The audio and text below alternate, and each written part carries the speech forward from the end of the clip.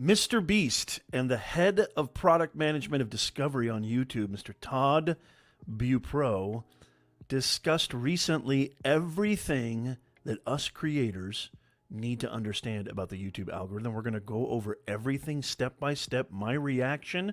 We're going to watch together.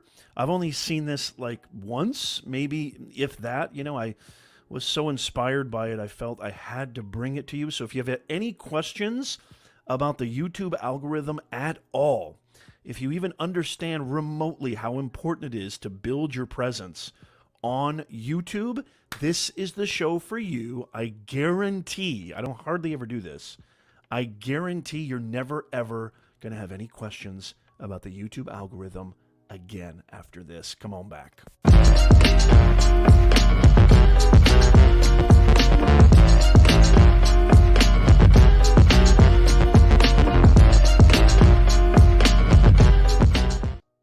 Welcome, everybody, to the Creator Economy live stream podcast show. I see a lot of great people here. It's so awesome to have you already. Our new time that we're streaming at, we usually go an hour earlier, but today we've gone ahead a little bit later, an hour after, and I actually kind of like this time. Let me know in the comments if this time zone fits for you. I'd love to hear from you. Podcast listeners, replay viewers, I would love to hear from you. We're going to jump right into this. I'm so excited about this. So make sure you come on in. Make sure you smash that smash button, aka the thumbs up button, because there's nothing like YouTube. Yes, TikTok has amazing reach. Yes, LinkedIn has amazing reach. Yes, even Facebook now is getting some organic reach, especially with Reels. We've been talking about that. But YouTube has the amazing power of Google, the amazing power of search, the amazing power of being the #1 video platform on planet Earth. And I would go as far as to say they are probably the most creator-friendly as of now. As of this recording, I believe they are the most creator-friendly platform out there. And so any of you out there understand, I am your host, by the way, Professor Nez, content creator, business owner, actual business communications professor, your ultimate professor and ambassador to the creator economy. This show is all about helping you monetize your skills, creativity, and experience in what I call the greatest invention since the wheel. The greatest invention since the automobile, since the shower, since the iPhone, the creator economy, your ability to actually sustain yourself, make a living, creating real impact, doing something that gets you electrified to jump out of bed every day.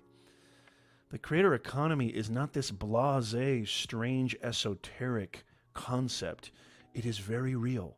I am living proof. And every single show, we talk about all the numerous ways and all the different methodologies and all the new features. This is your one-stop shop. So I would highly recommend replay viewers, podcast listeners, live viewers. I'm going to get to you right now. Make sure if you're interested in making Monet, who's interested in making Monet? Give me a hashtag me in the comments right now. If you're interested in making some serious Monet, no BS, no coconuts and yachts. Become an insider right now at professornez.com/insider. In the pinned comment, it's our free Creator Economy newsletter, #1 Creator Economy newsletter. You get all the latest, all the greatest when we come out with new live streams, new shows, new giveaways, new prizes. I want to give a big shout out to Walter, got here early. Construction Cronies, man, I miss you, dude. How are you, CK? It's great to see you. Welcome to the house. We got so many great people here. Imad, Brian, great to see you. Shards of Gaming, great to see you. Dylan over on LinkedIn, great to see you.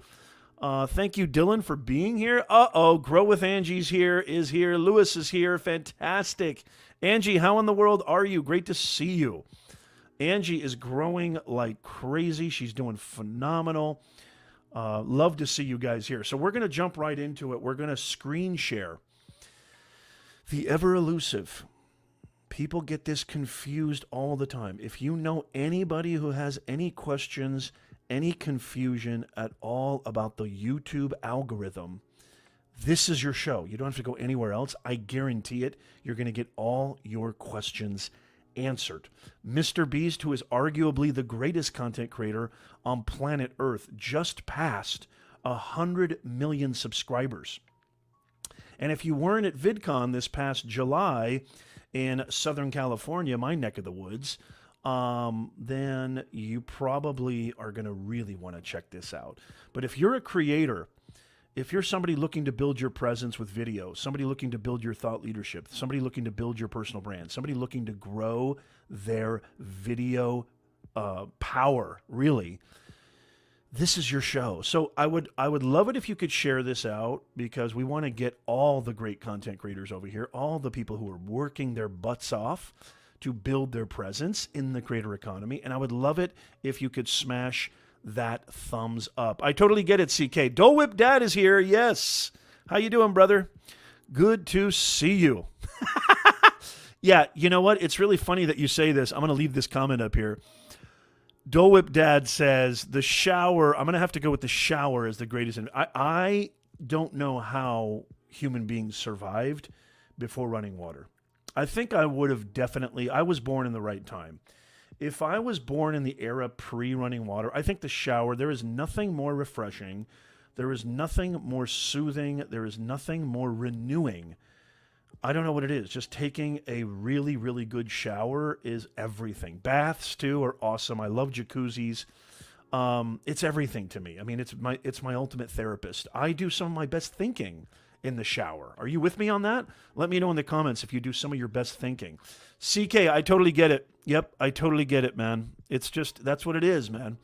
Hey, Nano's in the house. It's good to see you, though, CK. I'm glad you're here. I really, really am glad that you're here. If I missed anybody, I apologize. Come on in, share this out. Okay, so like I said, we're going to screen share, okay? And I'm going to show you.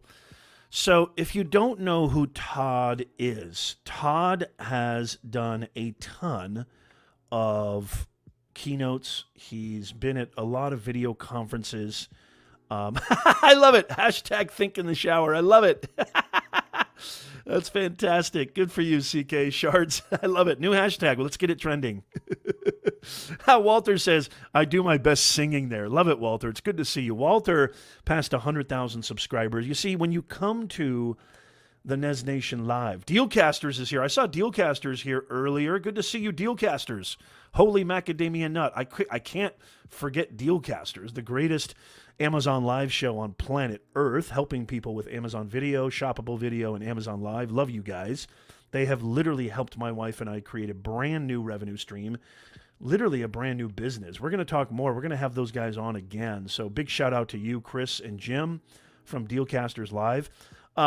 Yeah, Walter just passed. See, when you come to a Nez Nation live stream, when you come to the Creator Economy live stream podcast, you don't just get me, who's been doing this since 1555. That's a long time, y'all. But you get all these amazing professionals, executives, content creators, podcasters, live streamers. This is the greatest show on planet Earth. What's better on a Sunday? What's better than listening to this on the podcast? What's a better way to enjoy your commute, enjoy your time at the gym, walking your dog? I love listening to podcasts when I walk my dog, Blue. Than learning how to make real money in this crazy economy that is going in the toilet faster than I can say, holy macadamia nut.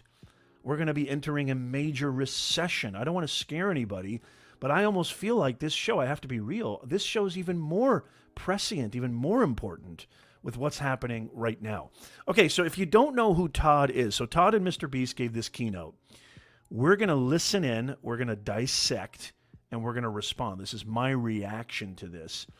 And I'm going to start with Todd because Todd is going to just, I want you to kind of know a little bit about who this guy is. He is an extremely, extremely important employee at YouTube. And so I don't mess this up. Let's just have him. So MrBeast asks him, what do you do over at YouTube? So listen to this really quickly, and then we'll respond. This is going to be the best show on planet Earth having to do with the one thing that can enable us to make money on YouTube, this thing called the algorithm. I lead Let the me know if you can discovery hear that. product team, and I go to a lot of meetings all day, but what I'm really doing is trying to help make YouTube products better for viewers. So I'm really focused on helping each viewer open up the YouTube app and find a video that they're just going to love watching and make them want to keep coming back to YouTube. The way I do that is I work with a bunch of product designers to figure out how can we make the interface more fun to use, make it easier to find videos, work with a lot of machine learning engineers who are working on pretty high tech. These people have PhDs that are in machine learning that can process data. And but ultimately, it comes down to recommending the right video to the right viewer. Which is perfect, because let's start with the fun one. How does... Okay, so before he gets to that question, really quickly, a lot of people don't realize this, but there's probably the majority of views that come from YouTube. TikTok, it's like 99% is recommendations. But the majority of views, okay, that come from YouTube, about 75 to 80% of views, which as a content creator, as a business owner, I mean, if you're a real estate agent, if you're somebody who's starting out a new small business, maybe you're starting in a brand new niche, or maybe you're struggling to get that growth and you're wondering to yourself, why am I not getting views? Because views lead to customers, lead to clients, views lead to money, views lead to AdSense revenue, views help your channel grow, views help YouTube decide whether or not this is something. It's not about subscribers. Subscribers is not the metric. Now, I'm not the kind of person, because I'm about to hit 19,000 subscribers on this channel. Can I get a hashtag amen in the chat? We're almost at 19,000, y'all. On our way to 20, on our way to 50, and then 100K getting that silver play button. This is only one of multiple channels that I run. Super, super exciting. Thank you so much, CK. Okay, thank you, Shards. I really appreciate that. Thank you so much. Angie says, I do my best thinking during a 30-minute power nap. Love it, Angie. Absolutely love it. Thank you. Mr. Skydweller in the house, good to see you. Hit that thumbs up coming in. So the majority of views come from YouTube recommending content to viewers. And if you heard what Todd just said there, it's not about throwing videos, or finding viewers for videos. Actually, the reverse is true. Finding the right video for the right viewer, right? And so it's not like you're going to post and YouTube's just going to go okay, let's go find some people to watch, Angie's video or CK's video or Walter's video. No. This is where the algorithm comes in. You heard what he said about artificial intelligence, AI. It's very, very complex. It's extremely complex, but we're going to simplify everything right now. So let's go back to this right here. How does the recommendation algorithm work? Okay, here we go. All right. So this question right here, MrBeast asked the first question to Todd, who, just to really even further simplify it, Todd is literally one of the head honchos when it comes to our videos getting reach, our videos being discovered by the right viewer. So it's a huge team, the product management team of recommendations and discovery, but he's like one of the head dogs, if not the head dog. And so the first question, and this is why this is so important, from MrBeast, arguably the greatest content creator on planet Earth, is how does the YouTube algorithm, recommendations algorithm work? Let me take that back a second, just so we can hear that again. Process data. And but ultimately, it comes down to recommending the right video to the right viewer. Which is perfect, because let's start with the fun one. How does the recommendation algorithm work? All right. Well, here, everyone get comfortable. Listen to this. It's probably going to be a long answer. The secret is there's actually a bunch of monkeys in this room. Is that why a monkey pops up when it says the 401? Yeah, that's the working monkeys whenever there's an error. Yeah. They've been notified. All right, unacceptable answer. Tell us. All right, so there's a lot of complexity behind the algorithm, and but to try to break it down for everyone, there's kind of two key parts that we focus on. One of them being personalization, and that's really about what do we understand about each viewer, And then the other part is performance. And what are we learning about how a particular video is performing more generally as opposed to an individual person? The first thing that a lot of creators kind of get wrong is they think about, okay, I'm going to upload a video to YouTube, and then YouTube's going to look at my video, and it's going to send it out. While that does happen for notifications, when you're talking about the recommendations on the home page or on the, when you're looking at up next while you're watching a video, those recommendations get calculated in real time when somebody opens up the app and hits one of those pages. We got to figure out what is the best video to show this person in less than a second. And so the first thing we do is we start with personalization, which is like, what do we know about this viewer? We know, okay, well, most viewers on YouTube, it's not their first time, so they have some history of videos they've watched before and channels they've watched before. Okay, hold on a second. Let me, how's the volume? Is that a little bit better? I turned it up. Let me also turn off my, my background music. My apologies. But if you heard what he just said right there, this is something that I don't think anybody thinks about. People don't think about this a lot. Personalization. So he's going to talk about this in a second. I'm going to go back to playing this. I'm trying to fit the, oh yeah, okay, thank you. Well, you're by the pool, CK, for crying out loud. Hey, I'm glad you're joining me, man. Thank you for joining me by the pool with the kids. You see, podcast listeners, replay viewers, you got to come here live so you can interact with this awesome community and really engage with us. We want you here, so make sure you can come up here. So he talks about personalization. How do we decide what video to present to a specific viewer, right? And it's powered by Google AI. It's powered by so many complexities with machine learning and to artificial intelligence, right? And so personalization is really interesting. And I'm going to talk about how we as creators can utilize this, because what he's talking about with personalization is looking at what a viewer's interests are. Do you see?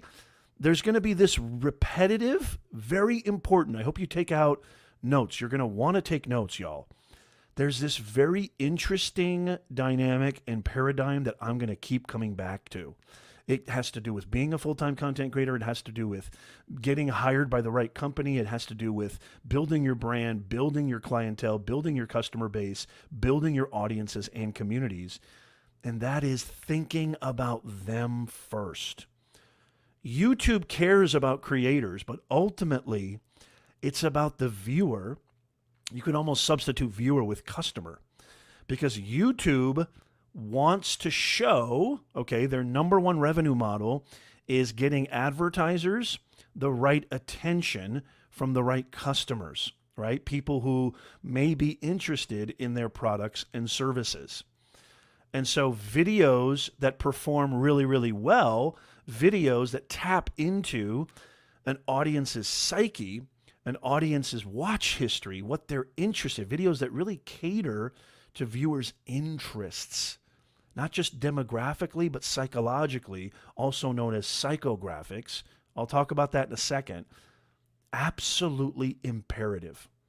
How do you tap in to a viewer's interest? Most creators, I think, they think, man, my video is awesome. People are going to love this. What you like and what you think is great may not always be the same thing for the viewer. If you really stop this video right here, this podcast right here, and you really think about that, and you really let that sink in, what's good to me is not necessarily good or is not necessarily shared by my viewer. If you can reconcile those two, you're going to have, I believe, a lot more success. But let's go back to this. I'm trying to fix the audio. I don't know why the audio, I think it's there. And so the first thing we're going to do is lean into that and say, okay, well, we know this person's watched MrBeast Gaming, and so let's see if MrBeast Gaming has any new videos. Okay. And then, so we look at the channels that they're subscribed to, the channels they watch. We also look at individual videos. So, whether somebody watched a particular MrBeast Gaming video versus a different one might Like give if you they only more. watch Minecraft videos or something. Yeah, like maybe that. they're Yeah. more into Minecraft. And so one of the things that we do is look at like, okay, let's look at this MrBeast Gaming Minecraft video. What were all the other videos that were watched by everyone who watched that video? Mhm. And so for each video, we could kind of come up with a ranked list of the best other videos that audiences tend to watch. And so we can go through, many of the videos in your history, and for each one, kind of pull in, okay, here's some good videos for this video. Here's some good videos for that video. And we get hundreds of, maybe thousands of examples of videos that we think this user might like. Well, and I think what was interesting when we were talking before we came up, it's like you're, saying that it's not, when you upload, it's not like it just hands the video to people and everyone on YouTube's just magically on at all times. It's more when people come on, it finds videos that people want to watch, which is kind of a different perspective than a lot of creators look at it, which makes sense. Yeah. So then we also have some more sophisticated techniques that we're not going to do like a PhD machine learning class here, but I mean, that would be fun. it would be. But we use deep learning is what it's called, and it actually models kind of like how the human brain works and learns. This is intense. Where it forms kind of neurons and connections between them. And, the way that the machine learns is we feed it a bunch of data about videos that people watch, and it can find patterns and kind of make connections between videos. And so we throw everything we know about a user and try to map them out and push it through the brain and figure out like what are the closest videos to that person. Yeah. So that. Have you guys noticed that before when you're on YouTube? And by the way, let me be very, very clear, okay? This is super, super important to understand. This is pretty much how all platforms work. Everything now, the Facebook algorithm, Instagram algorithm, TikTok algorithm, LinkedIn algorithm, there's no way that with that many users, I mean, we're talking billions of monthly users, there's no way that human beings would be able to decipher and be able to create on the spot, right, when viewers come on YouTube. So even though I believe Google and YouTube are probably much more sophisticated than most because they've been doing this for a longer time, but have you ever noticed, let me know in the comments, have you ever noticed when you watch a certain creator or you watch a certain type of video, let's say you watch a lot of gaming videos, have you noticed the next time you come up on YouTube, as soon as you pop in on YouTube, you go to the home page. The home page is #1 real estate on YouTube. It is the #1 real estate, which is why we've talked about, I did a video recently, how I come up with thumbnails and titles. You're competing with a lot of great creators, and not competition in a cutthroat way, but you have to understand that laziness will not be rewarded, right? You got to really put in a lot of effort. And again, it's all about the viewer. It's all about the psychology. What's going to make them click? What theme? What topic? How many times have I said this to you? Look at the top 10 channels in your niche. What are their top performing videos? Personalization, watch history. That's how the algorithm works. The algorithm, and they're going to talk about this in a second, the algorithm is governed by one thing and one thing only: viewer behavior. That's it. Angie brings up a great point here. Hey, Krista, good to see you on LinkedIn. Angie brings up a great point. I always thought my views were more search. And as time went on, I looked at analytics, and I was shocked. It was mainly recommendation. Look, I'm not discounting search. I mean, search is phenomenal. We started a brand new channel recently. We started a brand new channel recently that is 100% search-based. But the truth of the matter is this. The truth of the matter is that if the majority of views are based on recommendations, listening to what these two amazing brains, these are probably the two top YouTube brains on the planet right now, literally. You've got 100 million subscribers on one end, and you've got the guy who's literally pulling the levers, who's literally telling you, this is how I pull the levers. So if you're not taking notes, I would highly, highly recommend that you do. CK says, when we first start out, we think our videos are good. Yeah.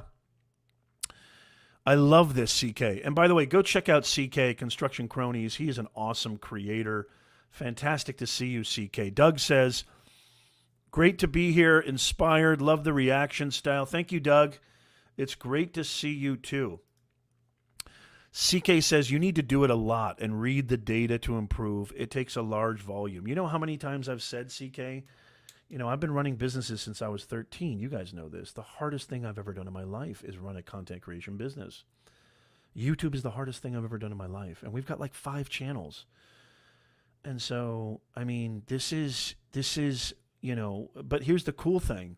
Once you've gone through the ringer, I've been on YouTube for probably 7+ years. I probably took it seriously 5 of those 7, because the first 2 years I had no idea what I was doing. And in those 5 years, I think that I've done hundreds of thousands of hours in analytics, hundreds of thousands of hours. I mean, over 1,000, 2,000, 5,000 uploads. I've really studied, which is why I talk about this a lot. Don't think of YouTube as just kicks and giggles, y'all. YouTube is a business entity. YouTube is a way for you, if you're a musician, if you're a chef, an artist, a creator, a designer, if you're somebody who's retired and you're thinking, what can I do now? This is your way to give back. How many people remember my story when I first started on YouTube? I had a student come up to my business communications class, say, Professor Nez, she happened to come in. She just came in. She was a former student. I said, hey, how are you doing? It's good to see you. What's going on? Hey, Nez, I just want to tell you, I paid $100,000 for a piece of paper, also known as a degree, and nobody will hire me. It broke my heart. That's when I started my YouTube channel in 2016. And I didn't know what I was doing until really 2019, 2020. It took a lot of grinding. And MrBeast talks about this. I don't want to make this about me. I want to make this about them. Yes, Dealcaster's in the house. Absolutely. Oh, by the way, yes, Shard says I've been here since the year 420. I look good, don't I? Gotta thank my plastic surgeon. No, I'm kidding. I'm going to take some questions because I know we're going to have a lot of questions. This is going to be the most profound, in-depth stream you've ever been a part of. The most profound show on the algorithm ever. You're never going to need another show. You're never going to need any other information about the algorithm. Let's get back to it. That's a lot on the personalization side. And the other side I mentioned was performance. So we're collecting data in real time, right? So as we start showing a video to, you know, maybe we start with somebody who watches the channel regularly, and then we look at what their history is, and then we start distributing the video into the list of all the things that person's watched before. And we look at like, well, how did similar people react? By the way, if you listen to what Todd just said, again, if you're just joining us, we are busting out the YouTube algorithm. MrBeast and the head of product over at recommendations for YouTube, Todd Beaupré. I hope I'm saying that right, Todd. If you're watching or listening, I apologize if I butcher your name. I'm just going to say Todd from now on. We're giving away all the secrets. This is information that is vital to your business. It's vital to your content creation, building your audience, building your community. It's vital to this, okay? And I agree with Dole Whip Dad. It is the best tool for sharing thoughts, views, products, everything. Everything. Thank you, Dole Whip Dad, for being here. But if you, as a creator, how can you take advantage of watch history and personalization? If YouTube is looking at other videos that this viewer, let's just take the avatar right now, your ideal viewer, if YouTube is saying, okay, this guy watched 3 other gaming videos that are similar to this. This guy watched 3 other cooking videos that are similar to this. This guy watched 3 other business, finance, whatever your niche is. Wouldn't it behoove you as a creator to really understand your specific niche and understand what are the hot topics, what are the themes and premises that are garnering the most eyeballs and earballs, because the creator economy, making money in the online ecosystem, it's all about, we're in the attention business, y'all. It's all about eyeballs and earballs. Every business needs two things: traffic and conversion. Your content creation, your YouTube channel, don't get it twisted, y'all. It's a business.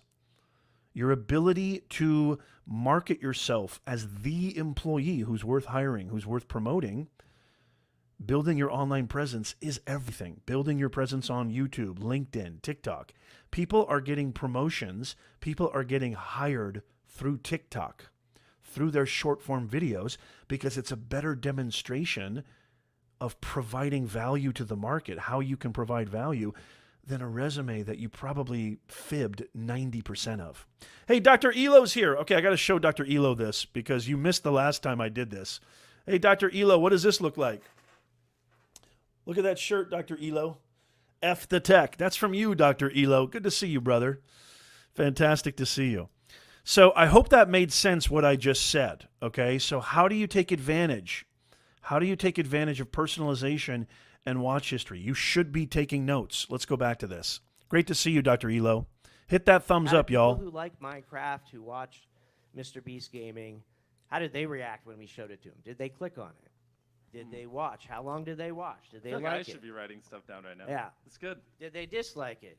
Did they click not interested in their feed? Even MrBeast is saying you should be writing things down right now. MrBeast, the #1 creator who's probably making 3, 4, 5 million a month, if not more, maybe 10 million a month, just on his YouTube channel. This is a guy who's getting 7-figure brand deals, multiple 7-figure brand deals. He is the most watched entity on planet Earth. He gets Super Bowl views every single video. His Squid Games video actually surpassed the total amount of views on the original Netflix series completely just with one video. This guy has more power than most of us realize because he has literally broken YouTube. Literally. Did they scroll past it? Did they, another thing that we've been really trying to do over the past couple of years is what we call satisfaction.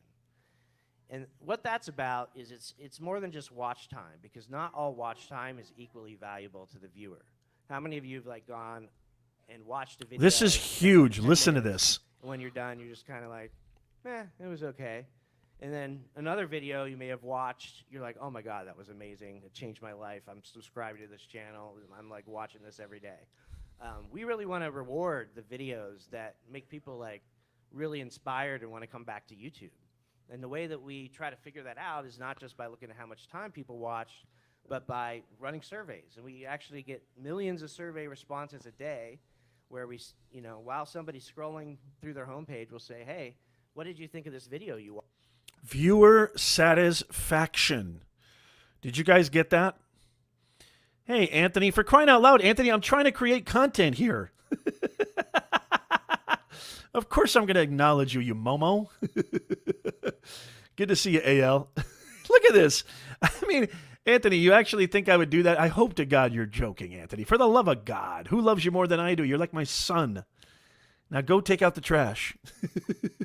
That's more than what my son does. Good to see you, AL. This is very, very important, what he just said right there. Viewer satisfaction. Everybody write this down. Not all watch time. All watch time is not created equal. Just because somebody watched your video. So we talk about this all the time, the 3 metrics. Click-through rate, average view percentage, average percentage viewed, and average view duration, which essentially boils down to, I've done a ton of videos on this. Go to my channel if you want to get more in depth. But literally, let me just give you the small summary, which is, did people click? Did people watch? Did they stick around? That's literally it. Those 3 things. So, but what Todd is saying here, MrBeast is going to confirm this. What Todd is saying here is that not all watch time is created equally. So how many of you, I want to hear from you right now, how many of you in the comments have received or seen that satisfaction survey on the homepage when you're scrolling on YouTube? Let me know in the comments. I know I have. Let me know in the comments. Hey, Peace Prototype. Good to see you. Yuri in the house. Long time no see, brother. I hope you're doing fantastic. Another amazing content creator. Go check out Yuri over at Peace Prototype. Good to see you, brother. Welcome. Welcome to the stream. Satisfaction surveys. Now, I asked a question, and it's actually on this video. You can see my question, and I even tweeted this. I asked Todd, and I asked, basically I left a comment there. I don't even think I got a response, but I basically said, how do you avoid satisfaction survey abuse, right? So let's say a competitor. So if I've been watching other creator economy videos, just for example, or let's just say cooking. If I'm a cooking channel, I've been watching other cooking channels, and I get a survey, what's to say that people don't abuse that survey? So I'm curious. I'd love, because they seem to be putting so much emphasis on that survey. And what that survey basically entails is it's asking the viewer, what did you feel about watching that video? And I think Todd even mentions that here. Let's go back and listen to this. Anthony says he hasn't seen anything like that. Yeah, it's pretty new, not too new, but they emphasize this all the time. Watched yesterday. And that helps us differentiate that stuff. We feed those millions of responses into that brain, and it kind of sorts through and finds out what's more satisfying, and that performance, is used to ultimately predict for the viewer that's showing up a bunch of different factors. So it's going to predict, if we show this to the person, are they going to click on it? It's going to predict, and based on what it's learned from other users, how long will they watch it, what the probability is they'll like it, and what would they answer if they did see a survey and we asked them how was the video. I love it. Yeah. And then we're able to rank all those videos that we came up with in the beginning. And then there's some more stuff that happens after that, because sometimes if you just rank the top 10 videos in order based on that score, you might end up with only one channel's videos at the top. And viewers have told us, when they open up YouTube, they want to see a variety of stuff. They just don't want one channel at the top unless it's MrBeast, and then it's okay. This is why I think YouTube is the most creator-friendly, because you'll never see Zuckerberg or the head of algorithms at Facebook or Instagram. I mean, I do like Adam's Instagram videos. He's the head of Instagram, Adam Mosseri, but this is so transparent, guys. They're literally telling you what you need to do to be successful on YouTube. They're literally telling you that by building that tribe, building a community of like-minded people, building people who are into technology, building a community of people who are into pottery and gardening like Angie does so well, building a community of people who are interested in photography, videography like Anthony, Dr. Elo, live streaming, building a community of people who are interested in relationships like Peace Prototype. CK Cronies, who just does amazing, he has great content. Go check him out as well. Walter doing all sorts of amazing content. Building a community of like-minded individuals and paring your content down to one specific niche, making it clear to YouTube what your channel is all about, so they can in turn say, okay, so Walter's creating content on X. Or let's just say Anthony. Let me take Anthony because he wants attention. Anthony's going to start crying if I don't give him attention. For crying out loud, Anthony, you're killing me here. You know I love you, Anthony. But if Anthony, if Anthony is creating content that is solely about photography, and he's made it very, very clear to YouTube, to the viewer, that this is what you're going to get. The expectation is set. When you come to my channel, this is what you're going to get. Not only is it fantastically effective for the viewer and audience to understand, but guess what? YouTube this is a business partnership. You're partnering with YouTube, which is why they don't promote, very explicit, controversial, hate-filled, distressing content. They most of the time promote content that makes people feel good about being on YouTube, right? Makes people feel happy and satisfied with their time spent on YouTube, right? So if you really make that clear to your audience and to YouTube, YouTube will be better equipped. YouTube will better understand how to find, how to make your videos discoverable to the right viewer. Does that make sense? Let me know in the comments. This is absolutely huge. Absolutely huge. Yeah, Dole Whip Dad says, I think they must mitigate service. They have to. They have to. I would hope so. Super Dave in the house. Good to see you. Hey, Sharkfin Tech is in the house. If you're coming on in, please make sure you smash that thumbs up. I would really, really appreciate it. So if that makes sense, let me know. Again, I'm going to take questions. I'm going to take questions at the end of this, but there's so much good stuff. I mean, we're already 42 minutes in on this show, and it's probably going to be a lot longer than that. So strap in. This is going to be huge. And again, you're going to get a ton out of this. See, this is why I love our community. CK says the community aspect is so powerful. We have gone through a lot together in the past 4.5 years. That's it. That's it. So having a photography channel and then go ahead and talking about, let's say you start doing restaurant reviews on your photography channel, that could create confusion.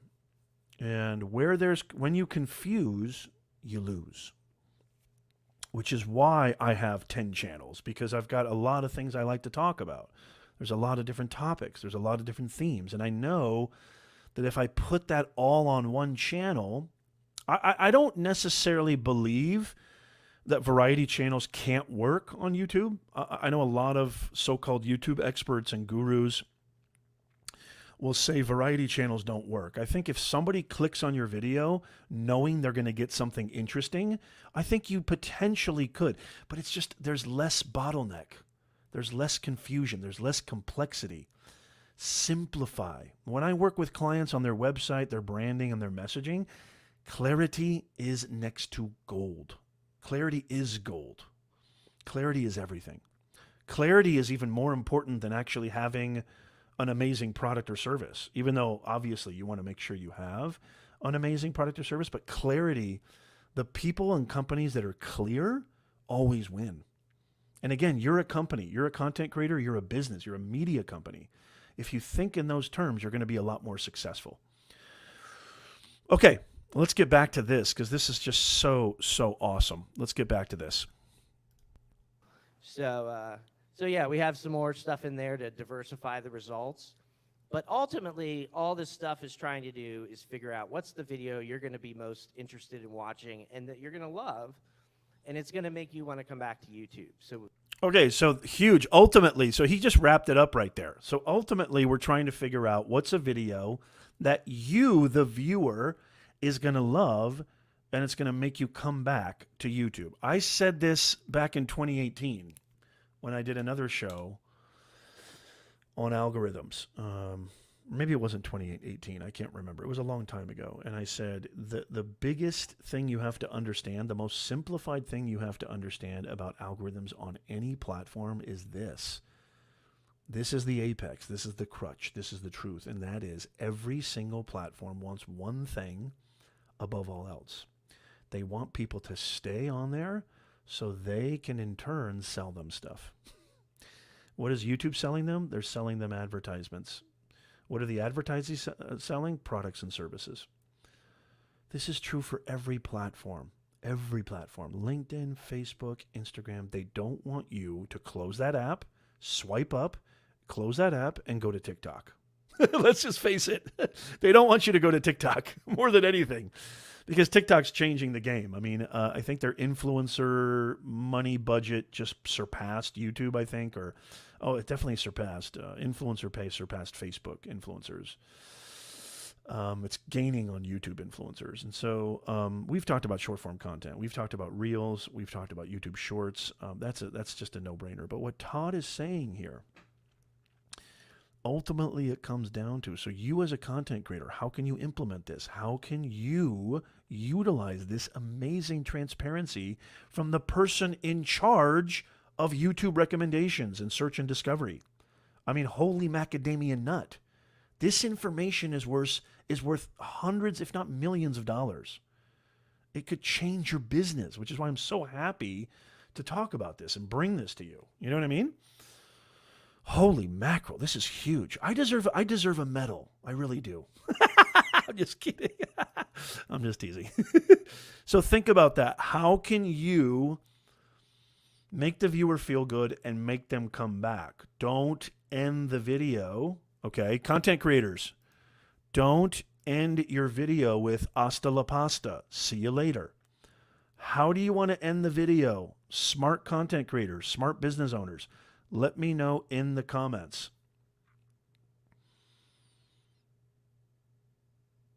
Let me know in the comments how you should end your video. Should you end your video with, okay, thanks for watching, bye? Is that a good way to end your video? Let me know. Give me a hashtag yes or no.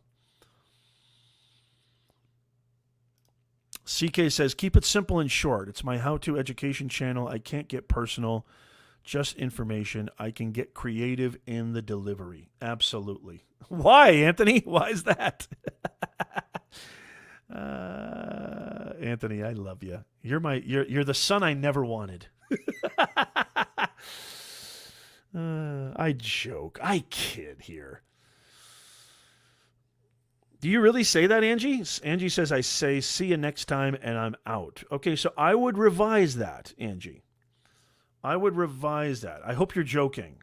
I hope you're joking. Yes. So what Mr. Camera Junking is saying is important. You want to somehow, and you don't want to just say, I recommend this.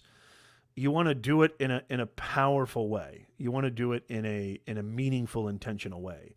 So a lot of this happens in the ideation, in the planning, and that is, why I've talked about on YouTube and on any platform, creating a series of videos, one that really naturally transitions into the next, because view per viewer, that metric in analytics, which essentially means how many videos are they watching in one certain session, is a really, really huge metric. So for example, if I watch a Grow with Angie video, okay, if I watch a Grow with Angie video and I'm like, wow, this is awesome. Let me know if you've done this. You've binge watched videos before. You start watching 2, 3, 4 more videos from Angie. Guess what? That's a huge indicator to the YouTube algorithm, aka the AI machine learning, aka audience behavior. And so thank you so much, George Fisher over on LinkedIn. Please share this out because sharing is caring.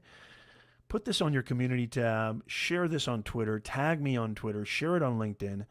Share it, share it, share it. So I would advise that you actually have a strong CTA that is meaningful. For example, yes, we have end screens. But for example, say, hey, if you really got value from this video, this next video right here is going to take you even deeper on this topic. It's all about the journey. It's all about the viewer journey, right? And so if they make it to the end of your video and they're inspired to keep watching, that is a huge metric that a lot of people don't talk about. We could do an entire show on how to communicate that, how to convey that properly, strongly, and effectively. That would take an entire show. But that's something that I would highly recommend that you do. Okay. One of the things we're trying to figure out more of is not only can we predict what you're going to do with this video, but what are you going to do, tomorrow on YouTube?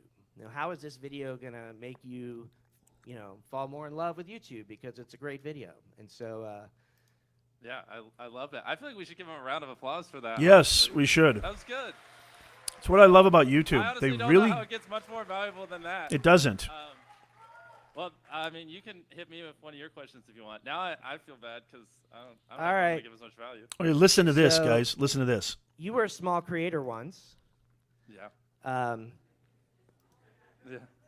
there's probably a lot of creators out there that don't have 97 million subscribers. Something like that. Yeah. What would you say to those folks in the audience that are maybe they're even just starting on YouTube and they don't Listen to this. not getting Listen to Basically, this. what would I do if I was a small creator? yeah, how would you get traction? Yeah. Ooh, this is a fun one. Well, the big thing is when I was a smaller channel, just to be honest, the videos I was making sucked, but I thought they were great at the time, but I watch them now and they're pretty bad.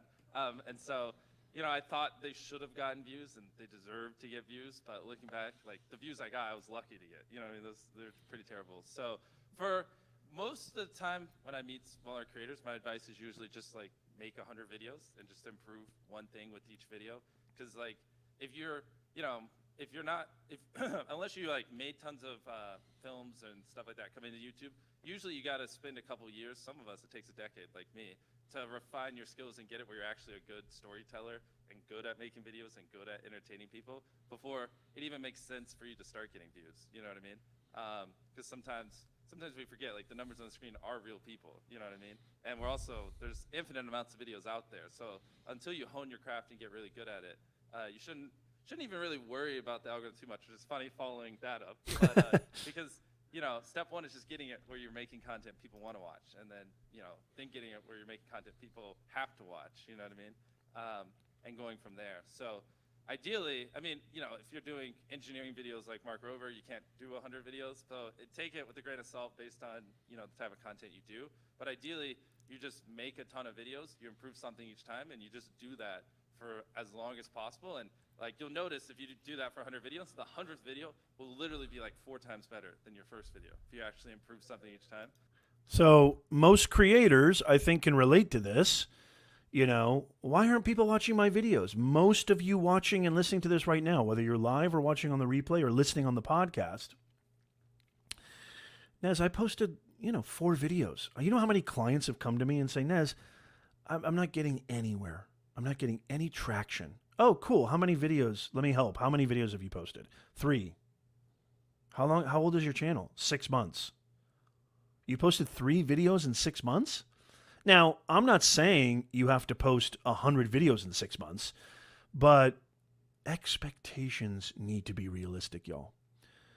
What did I say earlier? I said YouTube is I've been running businesses. Look, I had a catering company in my 20s. I helped my mom start her leather shoe business and handbag business when I was 13. I've monetized so many blogs, etc. before even social media, YouTube was even created. I run multiple channels now. I've been doing this for a long time. I've been in business my whole life. I'm a business communications professor. What did I say earlier? YouTube's the hardest thing I've ever done. But it's worth every bleeding moment if you really care about impacting people. It's all about people. It's all about the viewer. The money will come, but you need to first impact people. The audience is everything. The viewer is everything. The community is the ultimate leverage, period. That's period. And so this is really interesting what MrBeast is saying. Make 100 videos. Sounds easy, right? I mean, sounds daunting, right? It does sound daunting, but it's also absolutely true. Look, I started my channel in 2016. I didn't see growth, any real reasonable growth until 2020, because I finally decided I'm going to take YouTube seriously. I started in 2020 with 2,000 subscribers.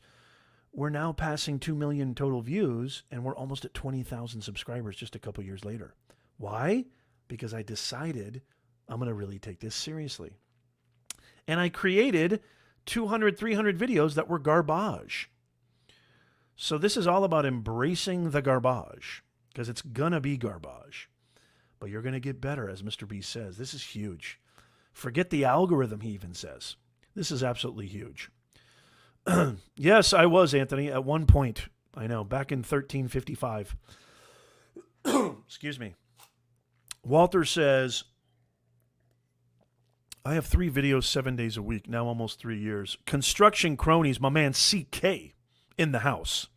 I've done close to 800 videos in the last 5 years. Yeah, absolutely. So this is just absolute gold right here. What he's saying.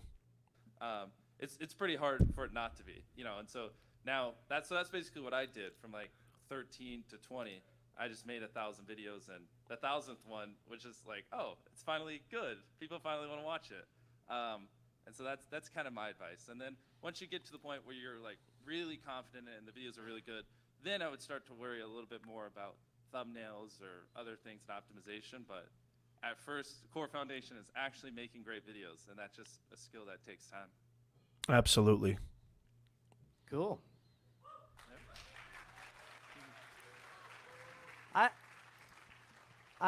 add to that some things that I've seen talking to some creators is I'd encourage you to watch YouTube. Be a viewer. Put yourself in the shoes of somebody who just has, millions of choices. And, if you may love Minecraft, go to YouTube and search for Minecraft and look at the videos that are showing up at the top. Most of these videos are from creators who have trained for a marathon, so to speak, and over many years honing the craft of video skills. And a lot of them, Dream, for example, found a way to innovate. They weren't just doing, I'm just making my standard Minecraft house or whatever. They found a way to introduce storytelling or, find something that other people weren't already doing. Because if there's already, 10,000 creators covering something, Exactly. you're going to have to do something different to make it interesting to people and make them want to click your video instead of somebody else's. Yeah. So differentiating yourself while still maintaining that sort of dedication to the niche, right? This is so interesting, and it's interesting that he mentions Dream. I could not agree more with Todd when he says that you should check out YouTube, watch YouTube. How many times have I said this, Anthony, Angie?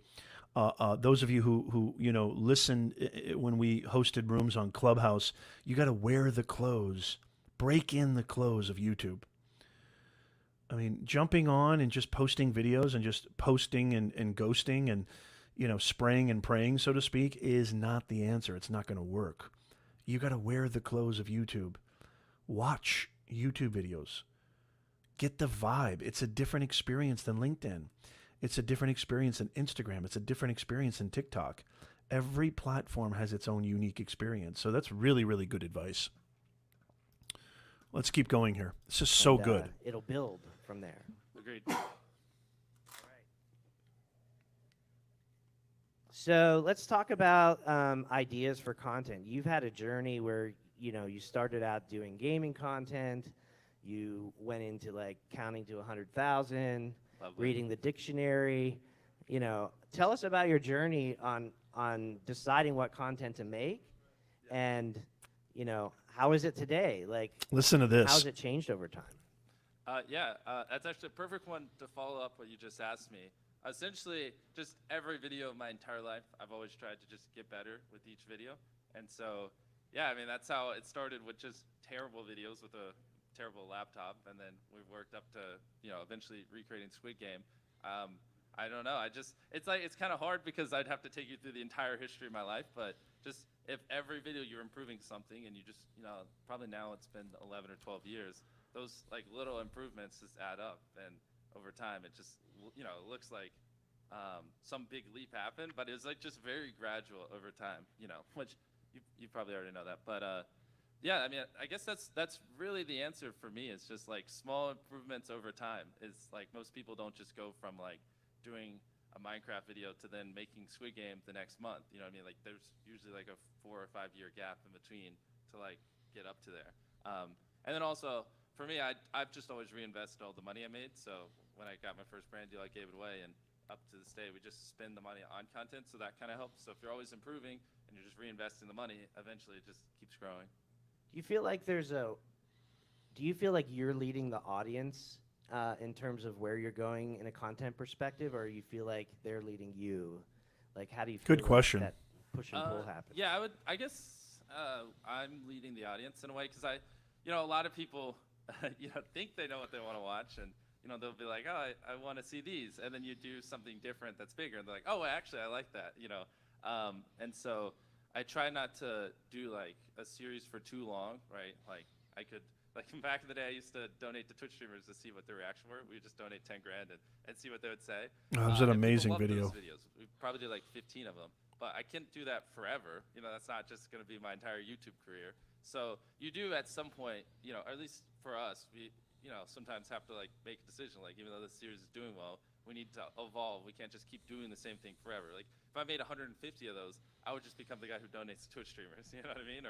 And like that's obviously not what I want. I want to keep growing and innovating and adapting. So, yeah, I guess it's just kind of trying to predict the future instead of like running something into the ground and then pivoting. Kind of just be like, okay, it's probably about to run into the ground. Let's just pivot before it does, and like find the next series and adapt. I call that the Seinfeld principle. So those of you who are too young, Anthony Locke. Anthony's a baby. Anthony, how old are you? 15? It's good to see you guys. I love it. I call this the Seinfeld principle. So Seinfeld was probably the biggest sitcom, especially when it was at the height of its popularity. If not the biggest sitcom, one of the biggest sitcoms of all time. Most of you guys know what Seinfeld is, right? I mean, Friends is huge as well. Must-see TV, right? Anthony says, I watch Seinfeld. I love you, AL. He was offered, I think, $2 million an episode. And this was back in, 1995, 25 years ago, 30 years ago. And, the show was super, super popular when he decided to call it quits. Everybody thought he was crazy. They're like, what are you doing? Like, 9 seasons is a lot, but it's not like, there's some shows. Look at Saturday Night Live. It's been on for 50 years or whatever. Some shows have been on for longer than that. And everybody thought he was crazy. And his reason, much like what MrBeast says, is that, and he decided to pivot, right? He's doing different things. He's doing internet streaming shows. He adapted really well. He's still doing stand-up comedy. But what he did that was so interesting was, and his answer to everybody saying, why did you stop when they're offering you all this money and your show is at the height of its popularity, at the peak of its power, and you decide to call it quits? And he said, well, I don't want to have those last 2 or 3 seasons be so bad, lose all its gusto, lose all its, where it just kind of feels like, we're just hunkering along and, we should have quit a long time ago.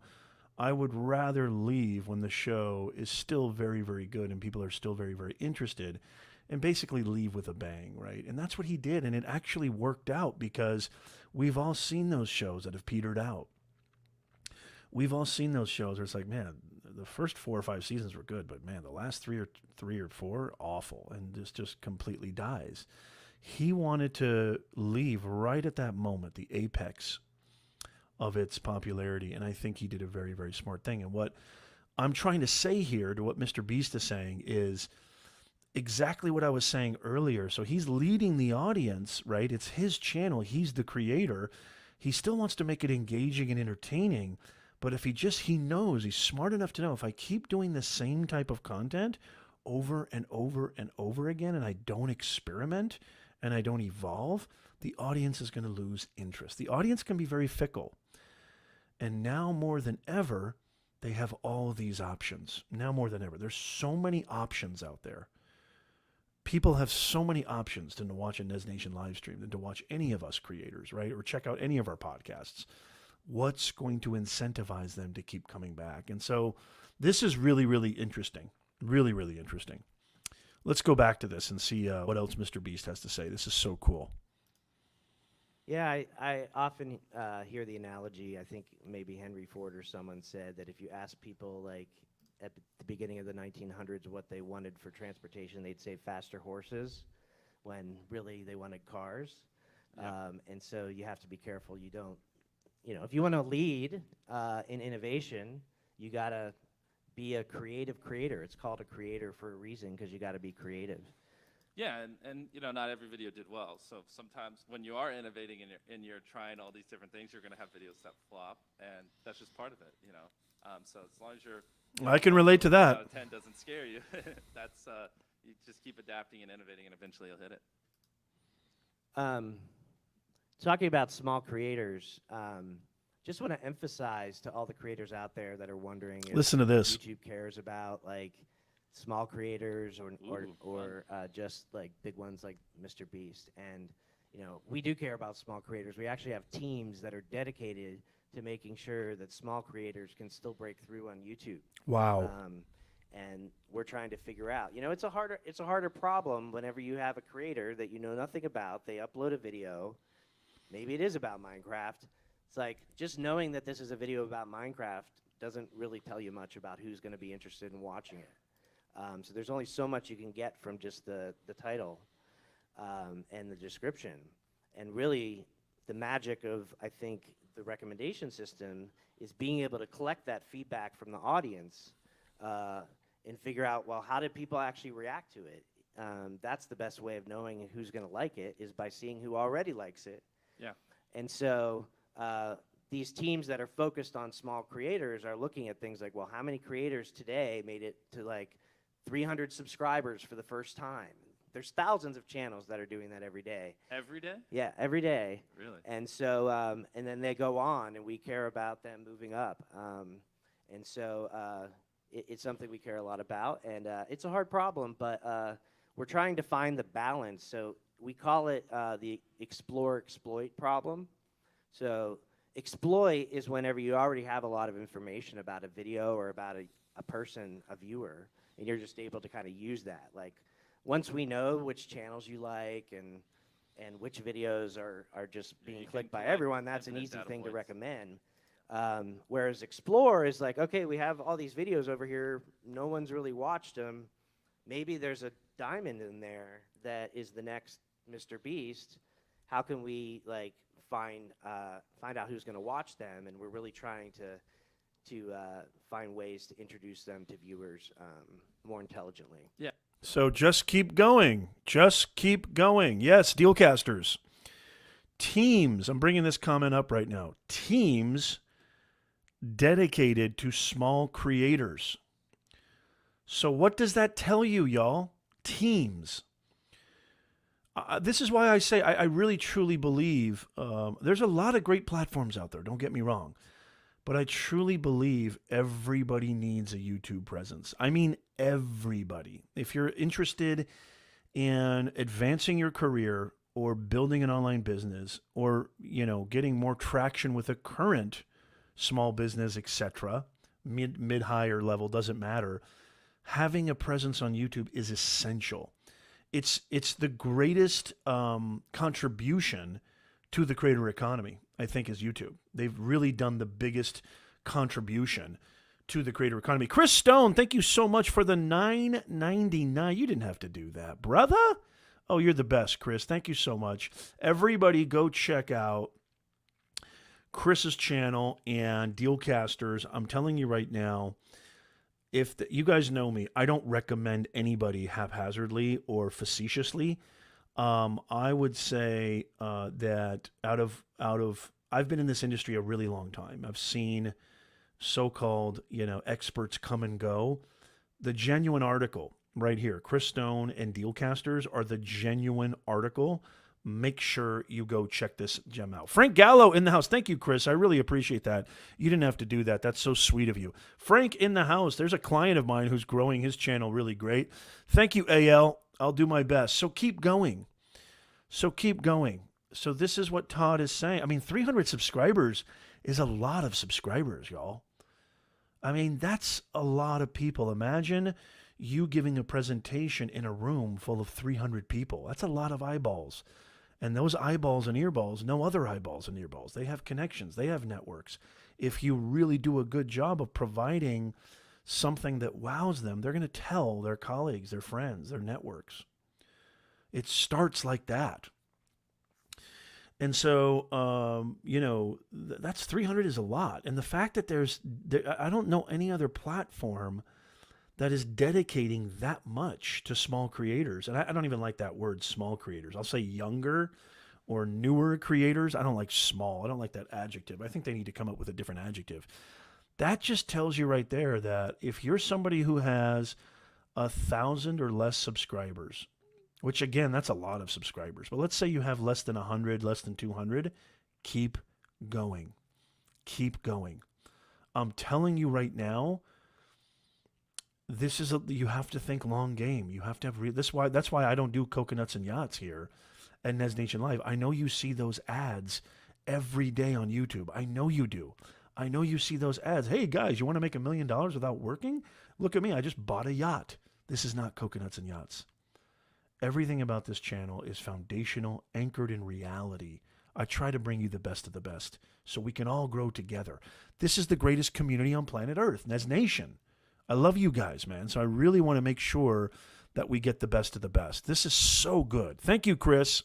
Yeah, well, and to even more elaborate on that, I know some people who just, they love YouTube and they're just like Patty Gallios and people like that just like study like crazy. And I have a friend who like had helped a YouTuber with like 100 subscribers, and we helped them like optimize the video, and it ended up getting like 1.5 million views without us pushing it. So I know it does work. If a video is clicked and watched a high percentage and the viewers enjoy it, it'll just get like 100 views, then the next day 1,000, then 10,000, and just keep climbing. So it's funny to see it work in real time, because you can kind of almost think like what it's thinking there. It's like, oh, these 10,000 people liked it. Let's give it to 50,000. It's like, oh, they liked it, and it keeps growing, which is what's interesting. So you talked about, making better videos and just like getting better and better. So when it comes to analytics and metrics, as you're kind of learning, this is good. Listen to this, y'all. What did you look at? When I was growing, you couldn't see CTR. I don't know if a lot of you are new YouTubers. Like 5 years ago, they didn't show click-through rate. So it was a lot more brutal of a climb for us, because we would like look at all the videos and all the data that was in the studio, and we couldn't really ever figure out why certain videos with 70% retention, high AVD did well, and other ones with the same stats did bad. And so that was like, I was very perplexed for many years. And then whatever it was, like 4 years ago, you guys started showing CTR, so we could see the click-through rate of videos. And then it kind of made sense. So it's like, oh, thumbnails do matter. And so that was great. But obviously you guys have it. So for me, the only thing, I don't even really look at that as much anymore. After I upload a video, I just kind of look at the retention chart and just try to see like, where did I mess up? Why are there dips? How could I have made it better? And that's really, I mean, there's infinite amounts of data, and like, because we do channels in different languages, sometimes I look at the countries, and there's like, you use other stuff, but 99% of the time I just upload a video and then just see, did I lose retention, where at, and like, it's really all you need. And then you take notes, and then you fact check it against previous videos to see, okay, well, I sneezed here and lost viewers. Did that happen the last times I sneezed in videos, or is it just like a coincidence? Was this just a boring part of the video? And then you just kind of take those and you gather enough notes over time where you kind of just start to see like, oh, well, the retention isn't as great when the rooms are dimly lit. People prefer a little bit brighter rooms or whatever, probably because sometimes it might be hard to see. And you just look at the science and the exactness. I mean, this is a guy. I'm not saying that we all have to be like this, obviously, but I mean, doesn't it make sense that MrBeast has gotten 100 million 100 million subscribers? That's beyond comprehension. That's beyond comprehension. But then when you listen to the guy, I might do a reaction video to his interview with Joe Rogan 3 or 4 months ago, which is just so absolutely mind-bending, the amount of time and energy. You guys know when I talk about thumbnails and how my thumbnail game has been completely, and he mentioned it, CTR, click-through rate, but you notice what's the common denominator? The viewer. Who is in charge? What is governed by all those metrics? The viewer clicking, the viewer watching, the viewer clicking away, or the viewer clicking other videos. Algorithm is governed by the viewer behavior. So if you understand viewer behavior, if you understand what interests them, and if you take notes and find out, look at your retention graph, where did people leave? Where did people stay? Why did they leave at this point? Which you can do in analytics better than any platform I know of as of this recording. if you're really taking your brand and your business seriously, this stuff matters. You do have to be kind of scientific. You do have to kind of be a mad, obsessive, individual if you want this to work. Every business owner I know who's successful is absolutely obsessive, which is why I've joked before, 9 to 5 is a gift. 9 to 5 is a breeze. A business owner, I mean, I'll just take myself, it's like 18, 20-hour days, 7 days a week. I don't have friends. I don't follow sports. Are you joking me right now? I don't know. I could care less who won the Pac-10 championship. I'm trying to build empires here, y'all. I'm trying to be really real with you guys and really serious with you guys. I mean, somebody, I think it was you, Anthony. I was so proud of you. You said, I've said this many times. You're spending hours on Twitter Spaces or Clubhouse. All that time listening instead of creating.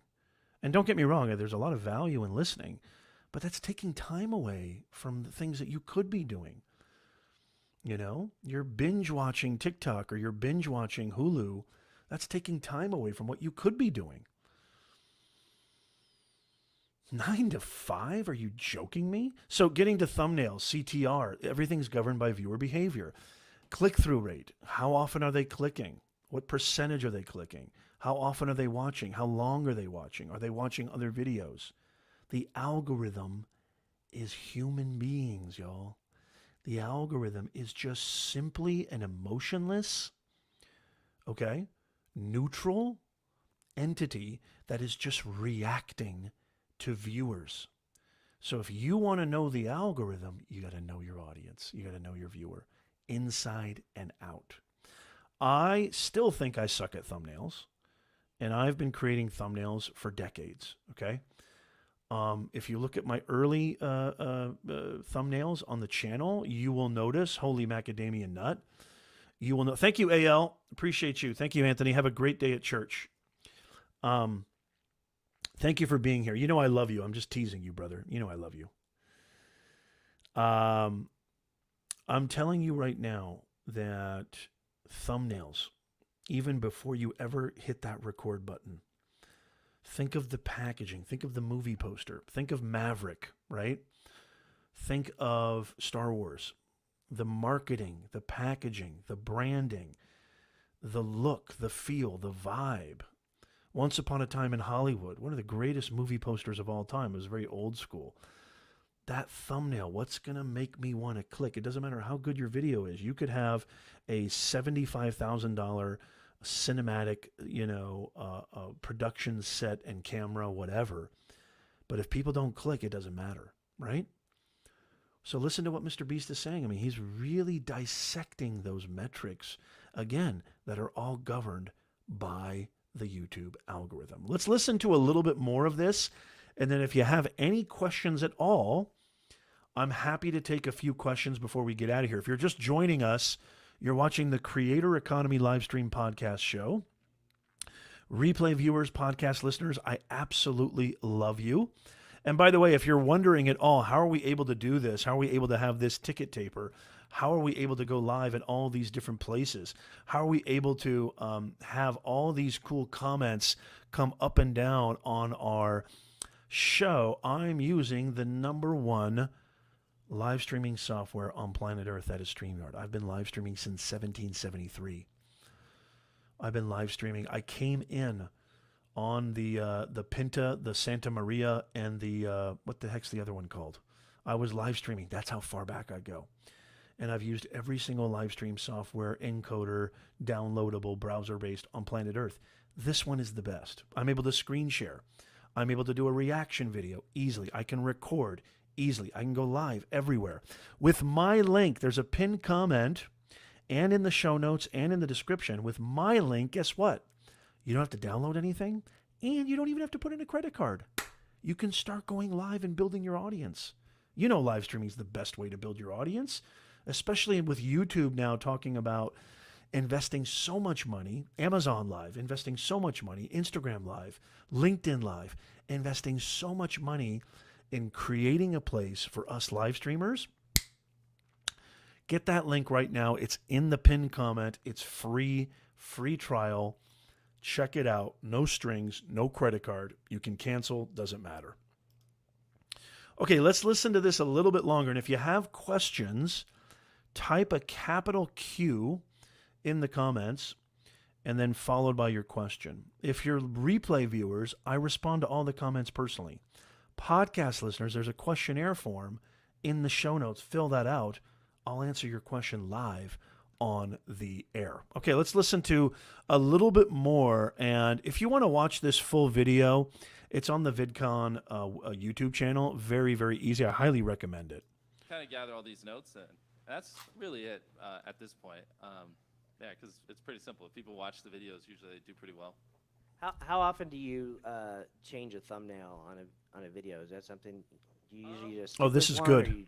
Well, so I think we get better at making thumbnails every year. So it's more when I upload a thumbnail, I usually think it's good, and I don't change it most of the time. But what happens is like 3 years later, I look back and I'm like, oh, that's a horrible thumbnail. Yep. And so it's usually like every 2 years we just go back and update a lot of our older thumbnails just because they're terrible.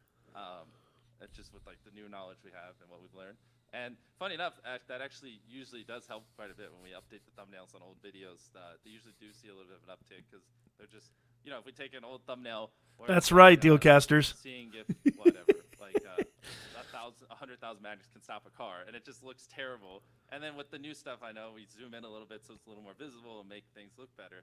Then magically it starts doing a little bit better because now people actually understand what it is because I'm not as much of an idiot anymore. I can vouch for this, by the way. I have changed thumbnails on old videos and seen the views skyrocket. And when I say skyrocket, I don't mean like all of a sudden I'm getting hundreds of thousands of views, but all of a sudden it starts performing well again.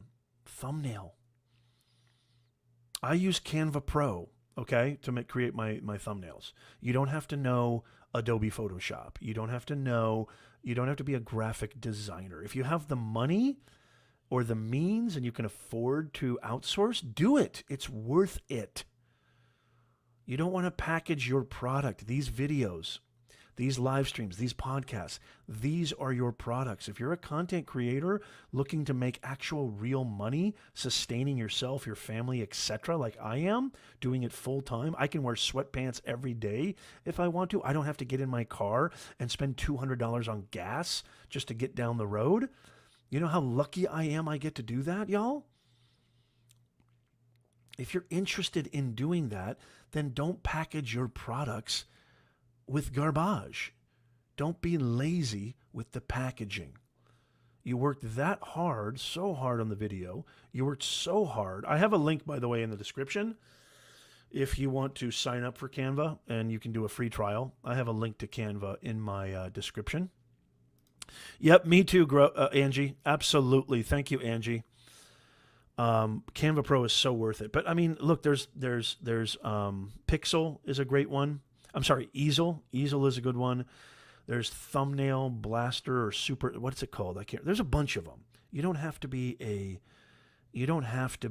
a graphic designer, but it's that important. So dedicate some time to it. And yep, Shards, absolutely, couldn't agree more. Dedicate some time to it because it's important.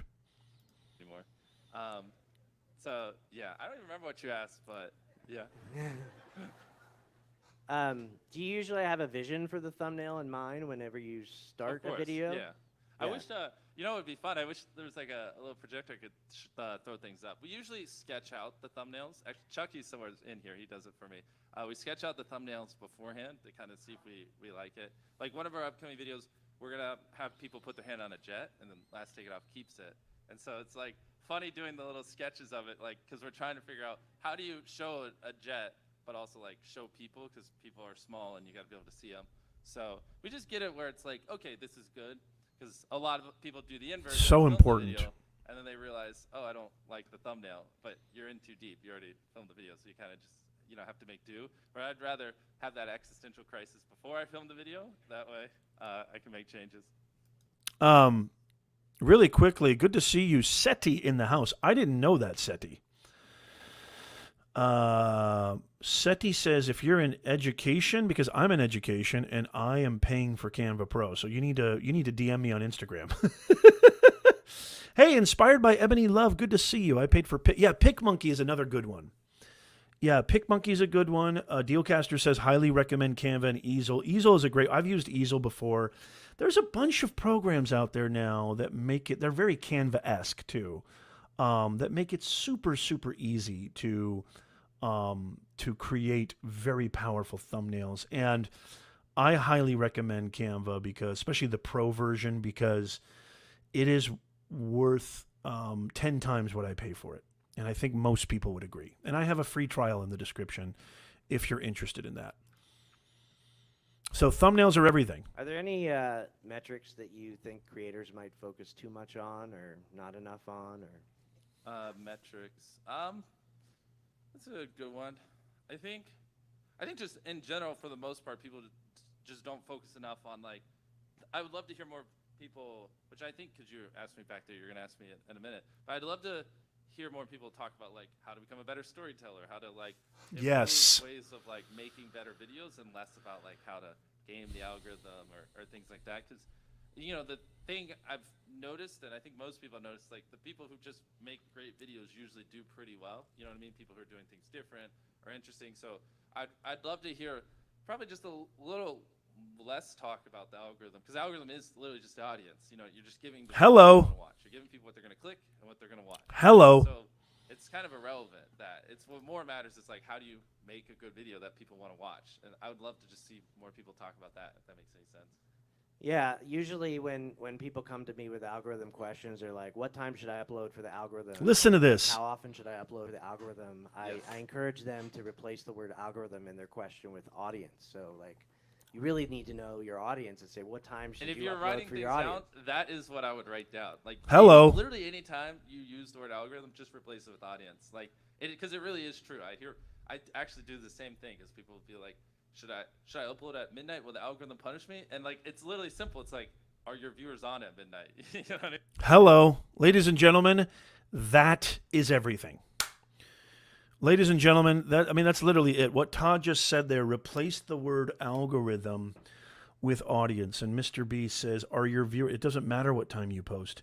It doesn't, you don't try to gimmick, don't try to game, don't try to outwit, don't try to strategize. There is no best practices. Know everything about the people. And I know, I'm going to tell you one thing that most of you guys don't do. Respond to every single comment. I've got some videos that have got over 200, 150,000 views. They've got thousands of comments. I've responded to every single comment, because those people gave me their eyeballs, gave me their earballs. They gave me their much precious, unrefundable commodity called time. And I've shown that I'm giving you the respect. Thank you for giving me your time.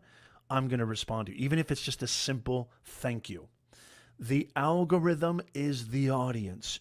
You don't have to ever worry about the algorithm ever again, because all these platforms will not survive without you and I. All these platforms will not be successful if they don't have, and what do they always release? They always release those monthly, daily active users, monthly users, etc., etc. It's all about the audience, period. Truth bomb, absolutely. Absolutely. Create for the human, not for the robot. That's exactly right. Dealcasters, everybody should write this down. Replace algorithm with audience. It's everything. Everything. So I highly, highly recommend that you check out the rest of that awesome keynote at VidCon, MrBeast and Todd. But I think that's a perfect time. I'll take some questions right now if you have any questions. Again, if you're just joining us, welcome to the Creator Economy Livestream podcast show. I am your host, Professor Nez, full-time content creator, business owner, live streamer, podcaster, your ambassador to the creator economy. And we're talking about the YouTube algorithm. One of the, actually, I think it's the ultimate video platform. And Everybody complains that their videos aren't getting reach. Everybody complains about the YouTube algorithm. Everybody complains that people, YouTube's penalizing them, or it's not fair, or bigger creators get more attention. Teams dedicated to small creators. Teams dedicated to small creators, which I don't like the word small. But I'll take your questions now. I really loved ending it right there, and I really hope that answers it all. If you ever want to figure out why the algorithm's not working for you, replace the word algorithm with the word audience. It's all about them. If you want to succeed, you have to have a service mindset. It's not about you. With all intents and purposes, when I click on a Professor Nez video, the last person on planet Earth I care about is Professor Nez. I don't care about Professor Nez. Who cares about him? When I clicked your video, I want to find out about the algorithm. I'm here for me. You have to understand this. People have a vested interest in themselves first, period. Period. They don't care about you, okay? Now, it sounds like I'm being harsh. It sounds like I'm being cold. Of course they care about you, but they don't care about you, okay? If I have a video titled How to Make Money Online, they're not clicking that video thinking, man, I can't wait to hear more about Professor Nez and who he is and what his wants are. No. I'm here for me. I want to learn how to make money online. So tell me, skip all the noise, skip all the garbage, skip all the self-promotion.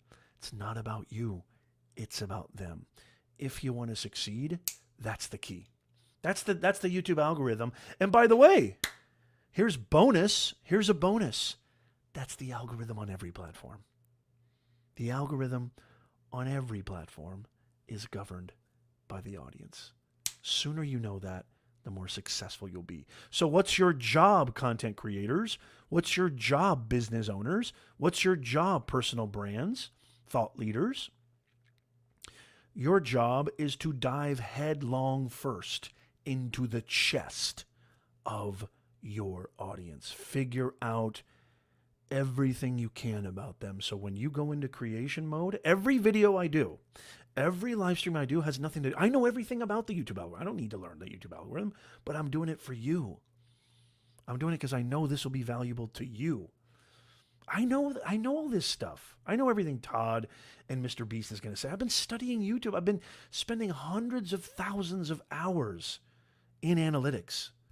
Tens of thousands of hours in analytics. Don't get me wrong. I'm not trying to be narcissistic and egotistic, say I know everything, but I'm just saying, like, I knew everything they were going to say before they said it, okay? Because I've studied this my whole life practically.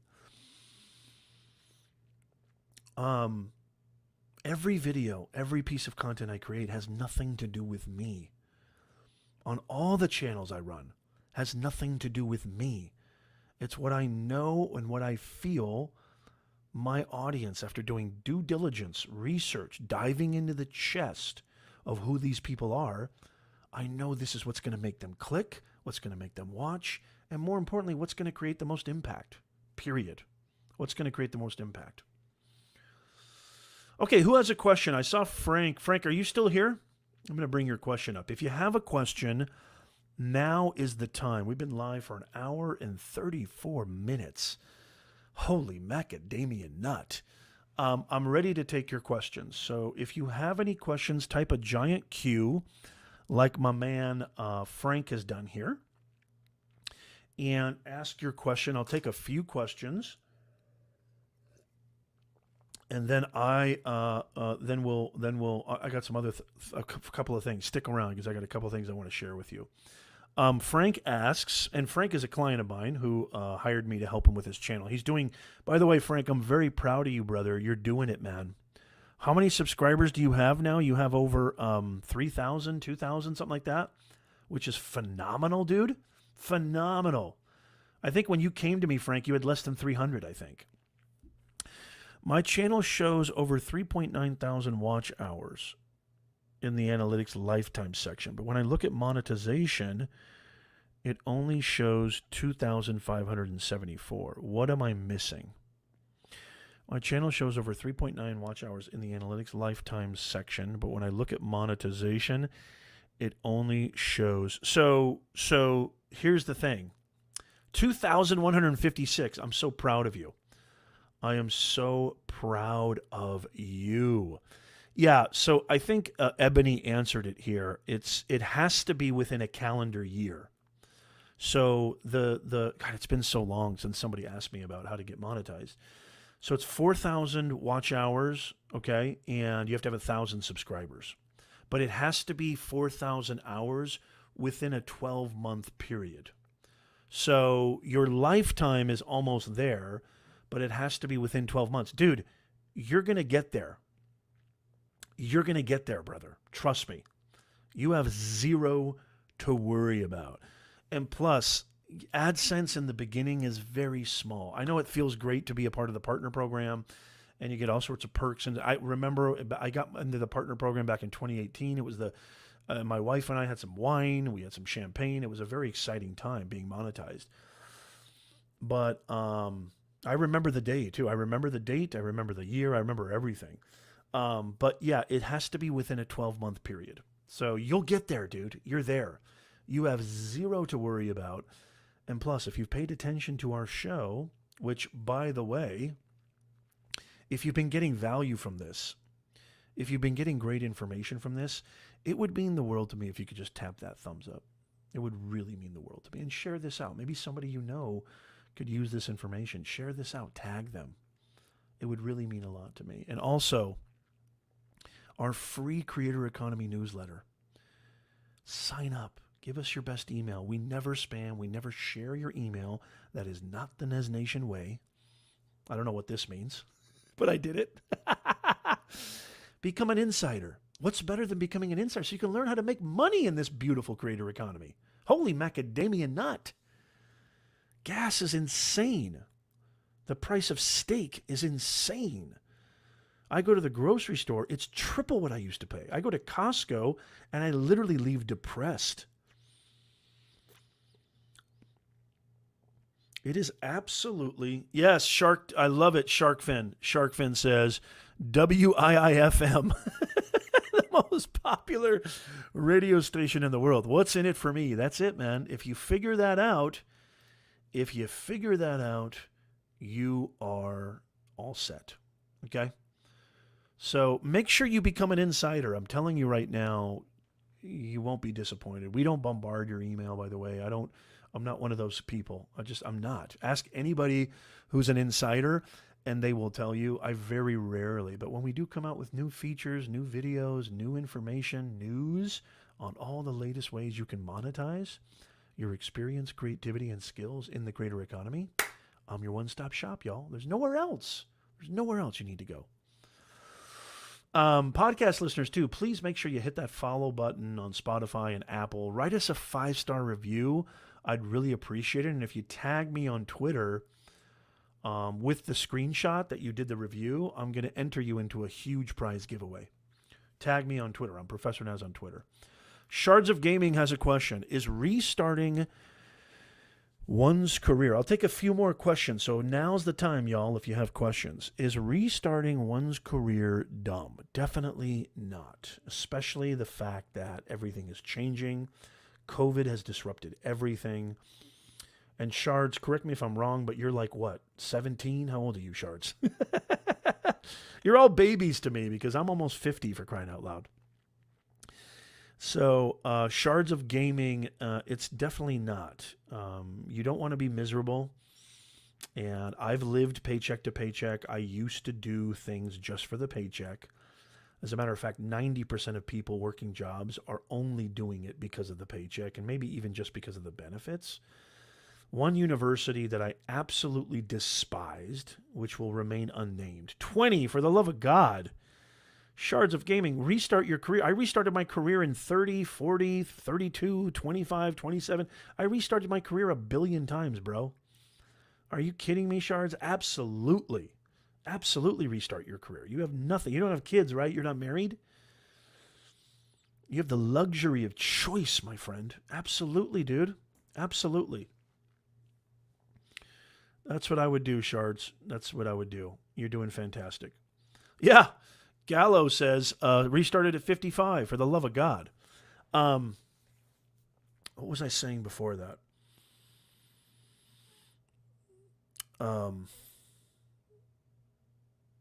What was I going to say? I was going to say something. I lost my train of thought. Hopefully it'll come back to me. I have a girlfriend. Okay, fantastic. That's great.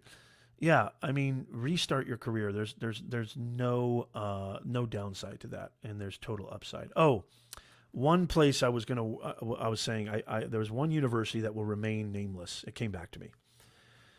That is actually a popular university, but it was some of the most atrocious, some of the most soulless,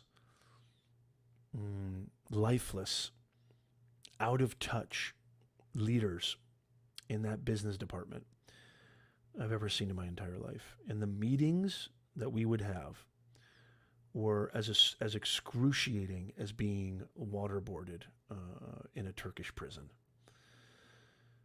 It was, you know me, guys. You know how my threshold for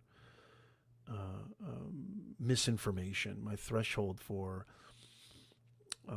lack of effort, lack of innovation, lack of understanding where things are going. And, that's why I get so upset about Coconuts and Yachts creators and advertisers. They're just selling you this dream that you don't have to work and you can make millions of dollars. It's ridiculous. It's ridiculous. I was just working there because the benefits, they paid for the entire benefits of my family. And every single day I was there was hell. So I've been there. So restart. If you're miserable, it bleeds into every artery of your life. My relationship with my wife, my kids, I was irritable. I would argue quicker. I was not fun to be around. Thank God. This was years ago, too. I'm a much more refined and happier dude now. Can't you tell? But yeah, restart your career. Misery is not worth the paycheck.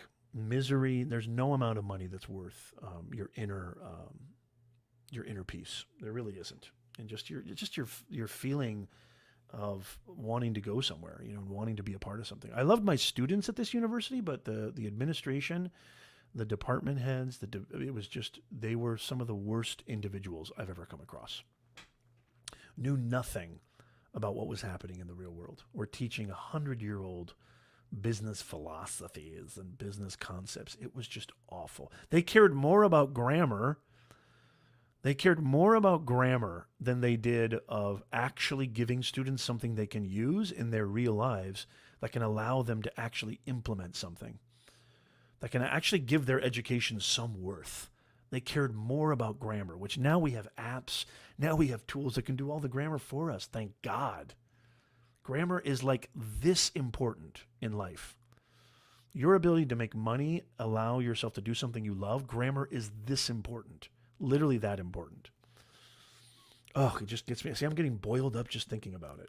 Okay, I'll take one or two more questions. If you don't have any more questions, I would highly, highly recommend that you subscribe, hit that follow button, hit that thumbs up. Check out our entire playlist on the creator economy. I've got a ton of videos. Passive income, business ideas, best business ideas to start, how to make money online, how to really take advantage of all the natural organic reach with Facebook, Instagram, YouTube, TikTok, how to get clients, how to start your consulting business. I've got an entire, this is all free, by the way, y'all. It's all free. I'm giving it away to you for free. Go check those out. And also, if you are, just in case you are, I got a ton of free content, but just in case you are interested in going a little bit further, I do have my own online academy. It's called BeyondTheBoxAcademy.com. We've got multiple award-winning 5-star courses taught by moi. I mean, an actual professor. I'm not just some online dude. I'm an actual professor teaching you how to make money with your personal brand and with your content. I've got mindset classes. I've got personal branding classes. I've got, job search classes, all these amazing courses on how to take your career, your brand, and your business to the next level. So go check out creatoracademy.com. You will absolutely love it. I want to give a big shout out to everybody who is here. You know, a lot of you guys might not know this, but we do have a podcast. It's called the Creator Economy Podcast. Podcast listeners, I really, really want to give a big, huge shout out to you. Go check us out on Spotify, on Apple. It's awesome. Listening, all of these streams, all of these end up on the podcast. So you can listen and glean all the greatest information on how to monetize in the creator economy while you're walking your dog, on your commute to work, while you're at the gym, whatever. Some people, my wife, likes to listen to podcasts while she's cleaning around the house. We've got the best creator economy podcast, over 120 reviews on Apple. So, I mean, check us out. We got video podcasts on Spotify. So make sure you check us out. I'm trying, Shards. I'm going to get there. There's no hurry. I'm patient. I'm going to get the play button. I'm going to get multiple play buttons, actually. So super, super pumped. So go check out the podcast. Hit that follow button. Hit that subscribe button. I love you guys. Last but not least, make sure you become an insider, because that is your sure-proof way of always. These algorithms change all the time. This is your sure-proof way of becoming notified whenever we go live, whenever we do contests, giveaways, all the latest and greatest up-to-date state-of-the-art news and information, helping you monetize your skills, creativity, and experience in the creator economy. Holy mackerel, a 2-hour show. I love you all. Become an insider. Hit that follow button, subscribe, check out the playlists, and we'll see you next time. Thank you, guys. Have a wonderful, wonderful day.